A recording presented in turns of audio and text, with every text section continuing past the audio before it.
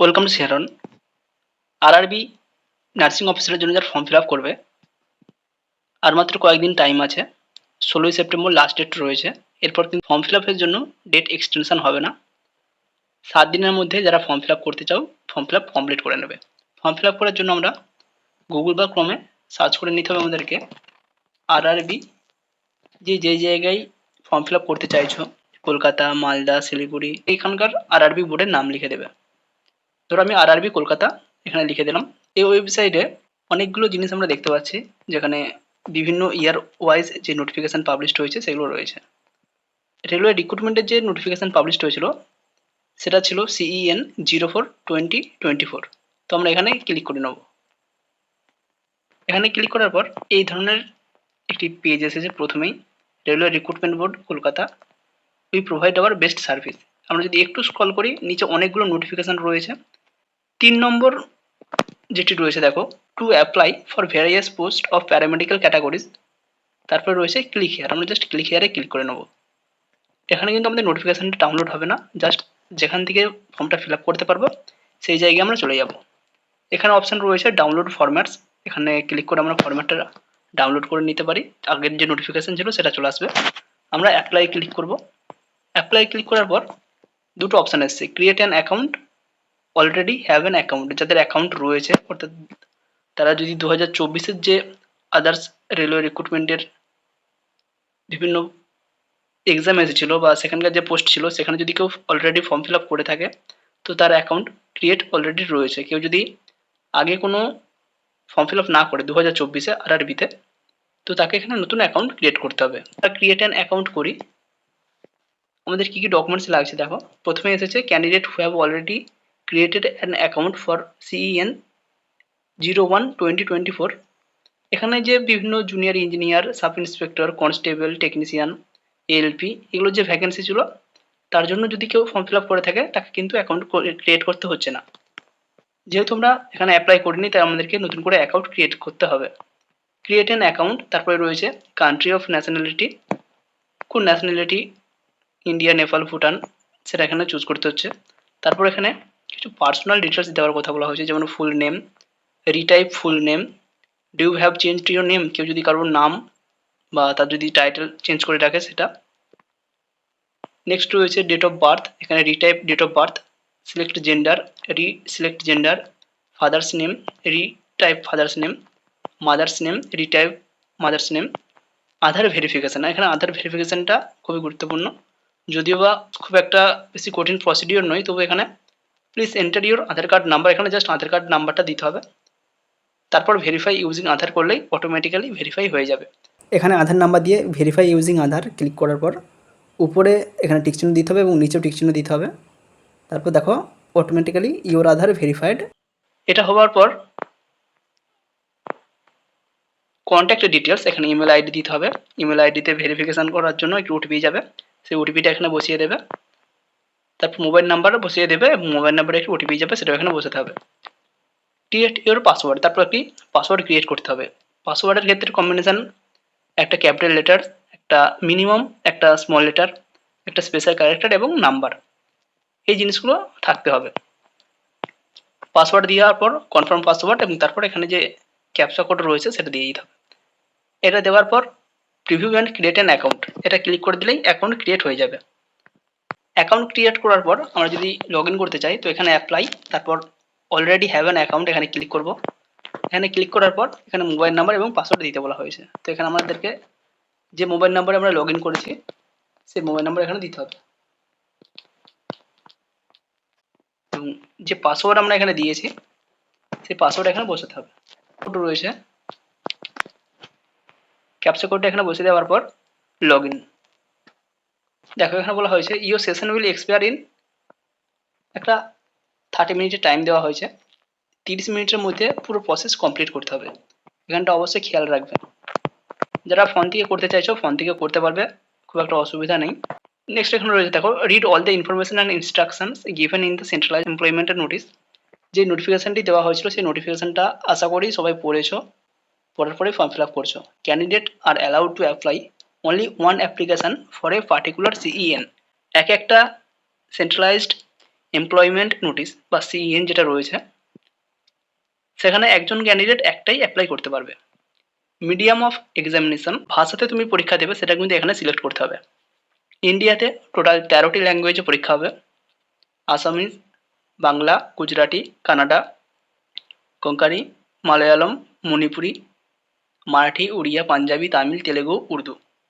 এর পাশাপাশি হিন্দি এবং ইংলিশ, এতগুলো ভাষাই পরীক্ষা দিতে পারবে। তুমি এখানে যেটা চুজ করবে তুমি সেই ভাষাতেই পরীক্ষা দেবে। The final submission of online application will happen only after receiving confirmation of the fee payment. Final submission তখনই হবে যখন তোমার পুরো পেমেন্ট কমপ্লিট হবে। Application received without prescribed fee shall not be considered and summarily rejected. যদি কেউ payment করতে না পারে বা পেমেন্ট না করে সেটা অটোমেটিক্যালি রিজেক্টেড হয়ে যাবে। এই হচ্ছে এতগুলো ইনস্ট্রাকশন এখানে দেওয়া রয়েছে, অবশ্যই একবার পড়ে নেওয়ার চেষ্টা করবে। নেক্সট রয়েছে অনলাইন অ্যাপ্লিকেশানে চলে যাবো আমরা। এখানে অনলাইন অ্যাপ্লিকেশানে আসার পরেই আমাদেরকে এই যে পেজটা দেওয়া হয়েছে, এখানে সিএন নাম্বার যে নোটিফিকেশান ছিল সেই নোটিফিকেশানের নাম্বার, তার কিছু ইনস্ট্রাকশন রয়েছে, যেমন ওপেনিং ডেট কবে থেকে চালু হয়েছে, তার ক্লোজিং ডেট কবে। যেই জায়গায় আমি সিলেক্ট করেছি, আমি এখানে কলকাতা চুজ করে নিয়েছি, তাই তোমাকে এখানে সিলেক্ট করার একটা অপশান দেবে, তুমি এখানে চুজ করে নেবে। Next, I am not currently divide by any RRB or RRC, এখানে আমাদেরকে ক্লিক করতে হবে। এখানে ক্লিক করার পর নেক্সট, নেক্সটের পর এখানে অনেক অপশান আসবে। দেখো প্রথমেই আমাদের যে পার্সোনাল ডিটেলস আমরা আগে বসেছি এগুলোতে এখানে থাকছে, এগুলো চেঞ্জ করা যাচ্ছে না। Date of birth as recorded in matriculation বা 10th ক্লাস সার্টিফিকেট বা মার্কশিটে আমাদের যে নাম ছিল সেটা এখানে এসে যাবে, তার ডেট অফ বার্থ এখানে যা ছিল সেটা এখানে এসে যাচ্ছে। 1/1/2025 অনুযায়ী আমার যা বয়স হবে সেটা অটোমেটিক্যালি ক্যালকুলেট হয়ে যাবে। Full name as recorded in matriculation ও 10th ক্লাস সার্টিফিকেট, এটা কিন্তু অটোমেটিক্যালি এখানে এসে যাচ্ছে, কোনো চেঞ্জের অপশান নেই। Gender, email, mobile number, marital status এখানে তোমাদেরকে চুজ করতে হবে, রিলিজিয়ান চুজ করতে হবে। মাদার টাং তোমার যেটা তুমি সেটাই বসাবে। এটার সঙ্গে তোমার পরীক্ষার প্রশ্নর কিন্তু খুব একটা সম্পর্ক নেই। Choice of language for exam, তুমি পরীক্ষার জন্য যে ল্যাঙ্গুয়েজ চুজ করতে চাইছো এটা তোমাকে এখানে বসাতে হচ্ছে। তুমি অন্য ভাষা, তুমি বাংলা ভাষা চুজ করতে পারো, তোমার যেটা পছন্দ হবে তুমি সেটা এখানে চুজ করবে। Permanent visible mark on identification 1 এবং আইডেন্টিফিকেশান 2, তোমার শরীরের এমন কোনো পার্মানেন্ট যদি মার্কস থাকে সেটা এখানে উল্লেখ করতে বলা হয়েছে। যদি না থাকে NIL লিখবে অথবা নাথিং সিগনিফিক্যান্ট লিখবে। এনও লিখবে না, শুধু এনও লিখলে ফর্মটা কিন্তু সাবমিট হবে না। তোমার যখন নেক্সট যাবে বা সেভ করবে তখন তোমার একটা প্রবলেম আসবে। নেক্সট রয়েছে কমিউনিটি ডিটেলস, এখানে তুমি কোন community, SC ST OBC EWS UR, যার যেটা সে এখানে বসাবে। নেক্সট রয়েছে পোস্টাল অ্যাড্রেস ডিটেলস। পোস্টাল অ্যাড্রেসের মধ্যে এখানে প্রথমে রয়েছে স্টেট বা ইউনিয়ন টেরিটরিজ, এখানে তোমার যে স্টেট সেটা এখানে বসাতে হবে। ডিস্ট্রিক্ট চুজ করতে হবে। অ্যাড্রেস এতটা নাও দিতে পারো, ভিলেজ, পোস্ট, PS ম্যাক্সিমাম এতটা দিলেই হয়ে যাবে। নেক্সট রয়েছে ভিলেজ এবং পিনকোড, এখানে চাওয়া হয়েছে। পার্মানেন্ট অ্যাড্রেস যদি একই হয় তো একই লিখে দেবে, নাহলে এখানে টিক চিহ্ন দিয়ে দিলেও তোমার আগের অ্যাড্রেসের সাথে এগুলো মিলে যাবে। আর যদি আদার্স হয় তো এখানে আদার্স অ্যাড্রেস এখানে দিতে হবে, একটা পোস্টাল অ্যাড্রেস এবং একটা পার্মানেন্ট অ্যাড্রেস। দেওয়ার পর এখানে সেভ অপশানে ক্লিক করতে হবে। দেখো পার্সোনাল ডিটেলস সেভ সাকসেসফুলি, দেন নেক্সট যাওয়ার পর account is verified with Aadhaar card, যেটা আগেই হয়েছে। Are you an ex serviceman, হয়ে থাকলে কেউ অবশ্যই ইয়েস, না থাকলে no. Person with benchmark disability যদি থাকে, কারো ডিসেবিলিটি যদি থাকে সে ইয়েস, এবং কত পার্সেন্ট সেটা এখানে হয়তো উল্লেখ করতে হতে পারে। দেখো এখানে যদি আমরা ইয়েস করি disability category, sub disability category, percentage সমস্ত কিছু দিতে হচ্ছে। তো যেখানে আমরা নো অপশান যদি করে দিই কোনো অপশান আর আসছে না। ইকোনমিক্যালি ব্যাকওয়ার্ড ক্লাস, কেউ যদি ইকোনমিক্যালি ব্যাকওয়ার্ড ক্লাস করো তাকে কিন্তু সার্টিফিকেট শো করাতে হবে। EWS EBC আলাদা জিনিস, EWS এর জন্য একটা রিজার্ভেশন রয়েছে 10%, কিন্তু EBCর জন্য কোনো রিজার্ভেশন নেই, জাস্ট এক্সামিনেশন ফি এখানে একটু রিল্যাক্সেশন রয়েছে। 500 টাকার বদলে 250 টাকা পেমেন্ট করলেই হবে EBCর জন্য। তবে সেক্ষেত্রে তোমাকে সাবমিট করতে হবে একটা সার্টিফিকেট। এখানে EBC আমরা নো করলাম। Details of serving railway applicant, details of serving railway applicant, যদি কোনো জায়গায় তুমি রেলওয়েতে চাকরি করছো তার ডিটেলস এখানে দিতে বলা হয়েছে। Are you an employee of Indian railway, এখানে আমরা নো করেছি। কারেন্ট এমপ্লয়মেন্ট ডিটেলস, যারা কাজ করছো তাদের current employment, excluding railway employee, যারা রেলওয়ে কাজ করছে তারা তো ওখানে আগে ইয়েস করতে হবে যদি করে, আর যারা করছে না অন্য জায়গায় কোনো কাজ করছে তাদের জন্য এখানে অপশান দিয়েছে কারেন্ট এমপ্লয়মেন্ট ডিটেলস, এখানে আমাদেরকে ক্লিক করতে হবে। Not applicable central government, state government, PSU, যেটা করো এখানে চুজ করবে। যখনই আমরা সেন্ট্রাল গভর্নমেন্ট বা স্টেট গভর্নমেন্ট অপশানটা চুজ করছি তখনই বলা হয়েছে you should present no objection certificate from the present employer at the time of documents verification. যখন ডকুমেন্টস ভেরিফিকেশন হবে যারা সিলেক্টেড হবে তাদের ক্ষেত্রে এনওসি প্রোভাইড করতে হবে, এখন কিন্তু দিতে হচ্ছে না, কিন্তু যখন ডকুমেন্টস ভেরিফিকেশন হবে সিলেক্টেড ক্যান্ডিডেটদের তখন এনওসি প্রোভাইড করতে হবে। এখানে I understand and I agree, এখানে ক্লিক করে দেবে। ক্লিক করে দেওয়ার পর এখানে বলা হয়েছে কারেন্ট এমপ্লয়মেন্ট ডিটেলস, এখন কি কাজ করছে সেটা এখানে দিতে হবে। স্টেট গভর্নমেন্ট তো চুজ করেছে, নেম অফ দ্য অর্গানাইজেশন, কোথায় কাজ করছে, ডেট কবে থেকে এখানে কাজ করছে সেটা এখানে বসাতে হবে, স্টিল ওয়ার্কিং কিনা, ইয়েস অথবা নো, ব্যাঙ্ক অ্যাকাউন্টের নাম্বার, তার আইএফএসসি কোড, কোন ব্রাঞ্চ, এটা অটোমেটিক্যালি যদিও ডিটেক্ট হয়ে যায়, তো এখানে অ্যাকাউন্টের নাম্বার যদি দুবার টাইপ করতে হবে, অ্যাকাউন্ট নাম্বার এবং কনফার্ম অ্যাকাউন্টের নাম্বার, আইএফএসসি কোড বসাতে হচ্ছে দুবার ধরে। Automatically name of the bank চলে আসছে, কোথার অ্যাড্রেস, এই অ্যাড্রেস এখানে চলে আসছে। এরপর আমাদেরকে এটাও সেভ করতে হবে, আদার ডিটেলস সেভড সাকসেসফুলি। এরপর নেক্সট আমরা যখনই যাচ্ছি এখানে আমাদের এসেনশিয়াল কোয়ালিফিকেশান, যেটা এমপি বা মাধ্যমিকের একটা এসেনশিয়াল কোয়ালিফিকেশান লাগছে। মাধ্যমিকের রোল নাম্বার যেটা ছিল সেটা বসাবে, স্টেট কোন স্টেট থেকে দিয়েছো, ডিস্ট্রিক্ট কোন ডিস্ট্রিক্ট থেকে তুমি পরীক্ষা দিয়েছো, তোমার ডিস্ট্রিক্ট নয়, তোমার অ্যাড্রেসের ডিস্ট্রিক্ট নয়, তুমি যেই জায়গা থেকে পরীক্ষা দিয়েছো, তোমার স্কুল যে জায়গায় সেই জায়গার ডিস্ট্রিক্ট, বোর্ড যে বোর্ড থেকে পরীক্ষা দিয়েছো, ডেট অফ পাসিং, যেই তারিখে পাস আউট হয়েছো বা যেই তারিখে তোমার রেজাল্ট পাবলিশ হয়েছে সেই তারিখটা এখানে বোঝাতে হবে। মাধ্যমিকের ক্ষেত্রে মাধ্যমিকের যে সার্টিফিকেট রয়েছে সেই সার্টিফিকেটে পেয়ে যাবে, উচ্চ মাধ্যমিকের ক্ষেত্রে উচ্চ মাধ্যমিকের সার্টিফিকেট, যে সমস্ত সার্টিফিকেটগুলো রয়েছে প্রতিটা সার্টিফিকেটেই ডেট অফ পাসিং বা ডেট অফ রেজাল্ট যেটা রয়েছে সেটা লেখা রয়েছে, সেটা খুঁজে দেখে নেব। এরপর আমরা কোয়ালিফিকেশান অ্যাড করব, অ্যাডের মধ্যে 10+2 রয়েছে, কেউ উচ্চ মাধ্যমিক এখানে দিতে পারো, এটাকে স্কিপ করেও কেউ দিতে পারো। যদি আমরা 10+2 এখানে চুজ করি তো এখানে আমাদের সিলেক্ট ডিসিপ্লিনের মধ্যেও রয়েছে আমাদের physics, chemistry, science with biology, science with chemistry, এই চারটি অপশান ছাড়া কোনো অপশান আসছে না, না কমার্স, না আর্টস, না অন্য কোনো কিছু অপশানই আসছে না, সুতরাং আমরা এটাকে স্কিপ করে যাব। কেউ যদি সায়েন্স ব্যাকগ্রাউন্ড থাকে সে অবশ্যই এটা চুজ করবে, যাদের সায়েন্স ব্যাকগ্রাউন্ড নেই তারা এটাকে অবশ্যই স্কিপ করে যাওয়ার চেষ্টা করবে। তো আমরা 10+2 দেবো না, তাই আমরা এখানে ক্লিক করে নিয়ে যেই শাখা থেকে এসেছো, বিএসসি নার্সিং, জিএনএম নার্সিং, তো সেটা সেখানে চুজ করে নেবে। নার্সিং অ্যান্ড মিডওয়াইফারি এখানে ক্লিক করলাম, ক্লিক করার পর ডিসিপ্লাইনের মধ্যে রয়েছে নার্সিং অ্যান্ড মিডওয়াইফারি, অটোমেটিক্যালি এটাকে ক্লিক করতে হবে।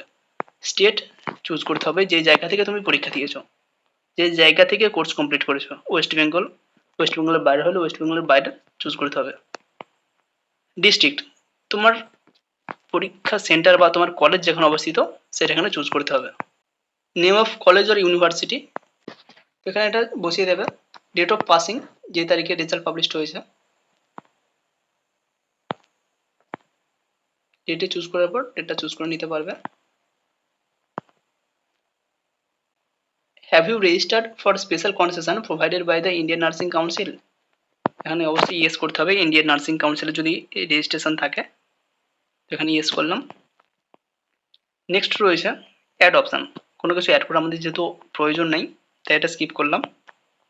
এখানে রয়েছে ওয়ার্ক এক্সপিরিয়েন্স ডিটেলস, যারা দিতে চাইছো ওয়ার্ক এক্সপিরিয়েন্স ডিটেলস দেবে, যারা দিতে চাইছো না জাস্ট এখানে ক্লিক করে নেবে, করে নেওয়ার পর নেক্সট অপশানে ক্লিক করে দেবে।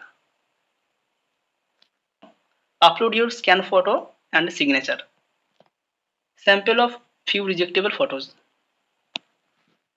যে সমস্ত ফটোগুলো এখানে অ্যালাউ নয় সেই ফটোগুলো এখানে আমরা দেখতে পারি বা কোনগুলো আমরা দিতে পারবো না। যেমন এটা একটা 2D পিকচার, যেখানে জাস্ট ছবির একটা স্ট্রাকচার রয়েছে। এখানে একটা ছবি যেটা একটা সাইড হয়ে গেছে, চশমা পরে কোনো ছবি দেওয়া যাবে না, চুল এভাবে অগোছালো দেওয়া যাবে না, এখানের ব্যাকগ্রাউন্ড হোয়াইট নয়, দেওয়া যাবে না, এটা হচ্ছে ব্লাড ফটো, দেওয়া যাবে না, এটা ব্ল্যাক ব্যাকগ্রাউন্ড, দেওয়া যাবে না, চুলের ওপর যেটা চশমা রয়েছে সেটাও দেওয়া যাচ্ছে না, ওয়ান সাইড শেড রয়েছে সেটাও দেওয়া যাবে না, ক্যাপ পরেও দেওয়া যাবে না। এতগুলো ছবি দেওয়া যাবে না। ছবি দেওয়া যাবে এই যে সিম্পল হোয়াইট ব্যাকগ্রাউন্ড, একটা নর্মাল পিকচার, এই পিকচার কিন্তু দেওয়া যাবে। ছবি চুজ করতে হবে যেটা 30 থেকে 70 কেবির মধ্যে থাকবে, কালার ফটো হতে হবে, পাসপোর্ট সাইজ কালার ফটো হতে হবে এবং জেপিইজি ফরম্যাটে হতে হবে। জেপিইজি ফরম্যাট ছাড়া অন্য কোনো ফরম্যাট হলে সেটা কিন্তু নাও নিতে পারে, কারণ নোটিফিকেশনে বলে দেওয়া রয়েছে অনলি জেপিইজি ফরম্যাট এখানে সাপোর্ট করবে। তো এখানে আমরা ক্লিক করে দিলাম, ওটা চলে গেল।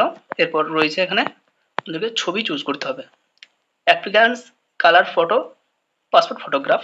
তো এখানে আমাদেরকে 320x240 মধ্যে একটা পিক্সেল দেওয়া রয়েছে। এখানে আমরা নো চুজেল ফাইল, এখনো ফাইল চুজ করিনি।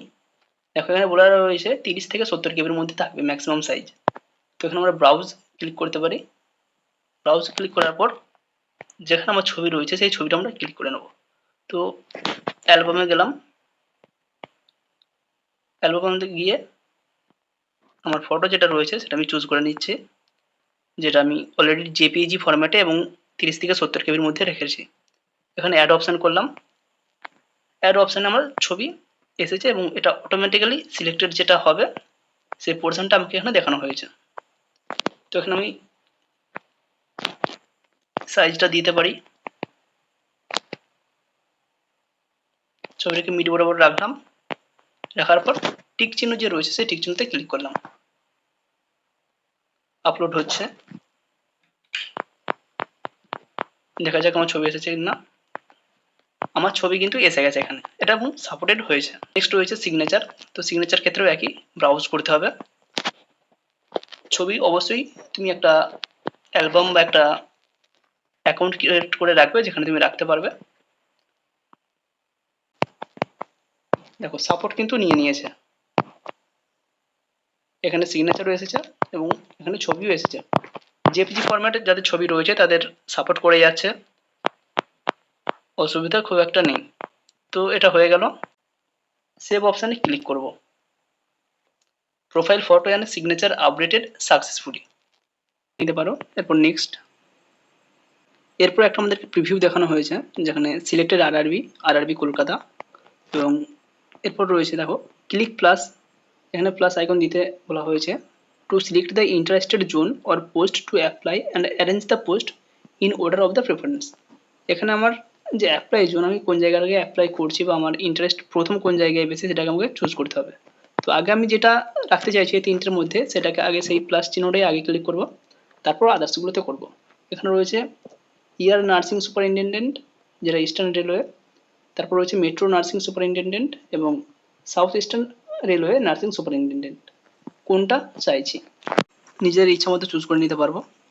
প্রথমে আমি রাখছি ইয়ার, তারপর এসিআর এবং তারপর মেট্রো। কিন্তু তিনটে এখানে হয়ে গেল, সিলেক্টেড হয়ে গেছে, আর কোনো কিছু বাকি নেই। প্রথমে আমরা রয়েছে ইয়ার, তারপর এসিআর এবং তারপর রয়েছে মেট্রো। নেক্সট এখানে যেটা রয়েছে I have exercised and checked my order for the preference আমার চুজ করা হয়ে গেছে। নেক্সট রয়েছে declaration, I am not currently divide by any RRB or RIC, আমরা আগে ক্লিক করেছি। এখানে বলা হয়েছে I have declared that I have gone through the eligibility criteria for the post and that I meet the requisite eligibility condition. এখানে click করতেই হবে।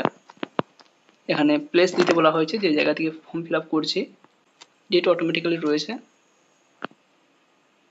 এখানে আমরা সেভ অপশানে ক্লিক করতে পারি, আমার সমস্ত কিছু সেভ হয়ে গেল। এরপর আমরা প্রিভিউ অ্যাপ্লিকেশন অবশ্যই একবার দেখো, প্রিভিউটা অবশ্যই একবার দেখে নেবে, কোনো জায়গায় মিস থাকলে এখনই ঠিক করে নিতে পারবে, নাহলে আবার 250 টাকা দিয়ে ঠিক করতে হবে। দেখো আমার পুরোটাই চেক হয়ে গেল। I have rechecked and above details and found correct, submit. এখানে সাবমিট করলাম। Applicant will not be able to make any correction in the online application after submission. সাবমিশনের পর কোনো কিছু চেঞ্জ করতে পারবো না, আবার চেঞ্জ করতে গেলে 17ই সেপ্টেম্বরের পর টাকা দিয়ে করতে হবে। তো এখানে আমরা সাবমিট করে দিলাম। ভুল থাকলে ভুল থেকে গেল, আর কোনো কিছু করার উপায় নাই।